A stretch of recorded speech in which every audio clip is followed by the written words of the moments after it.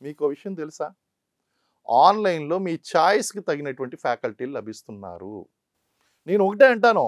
ఆన్‌లైన్‌లో మీరు ఆఫ్‌లైన్ అనేటువంటిది కరోనా తర్వాత మనకి ఆన్‌లైన్ అనేటువంటిది ఒక ఉద్యమంలా వచ్చింది. కారణం ఏంటంటే, నేను ఒకటే స్టేట్‌మెంట్ ఇస్తానండి. ఆన్‌లైన్‌లో జాయిన్ అవ్వండి. హాస్టల్ ఫీజులు సేవ్ చేసుకోండి అంటాను.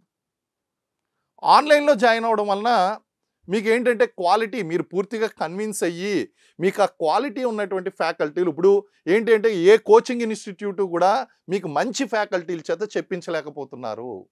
కారణం ఏంటి అంటే, వాళ్ళు సేవా దృక్పథంతో పనిచేస్తూ ఉంటే, వాళ్ళు తక్కువ లాభాలు పొందుతారండి.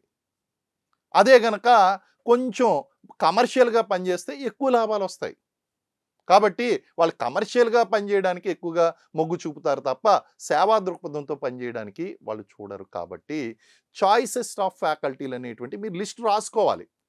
ముఖ్యంగా గ్రూప్ 1, గ్రూప్ 2 అలాగే కొన్ని మెయిన్ ఎగ్జామ్స్‌కి ప్రిపేర్ అవుతున్నటువంటి సివిల్స్ ప్రిపేర్ అవుతున్నటువంటి అభ్యర్థులందరూ కూడా చేయవలసినటువంటి అంశం ఏంటి అంటే, మీరు చాలామంది ఐఏఎస్ పాస్ అయినటువంటి వాళ్ళని కూడా చూడండి.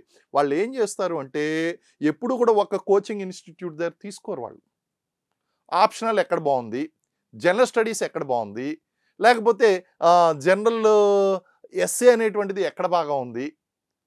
ఇంటర్వ్యూ కోసం గైడెన్స్ ఎక్కడికి వెళ్ళాలి? ఇలాంటిది 4, 5 ప్లేసుల్లో వాళ్ళు బాగా ఎంక్వైరీ చేసుకొని, ఆ 4, 5 ప్లేసుల్లోనూ వాళ్ళు ఫీజులు చెల్లించి, అప్పుడు వాళ్ళు సక్సెస్ పొందుతారండి.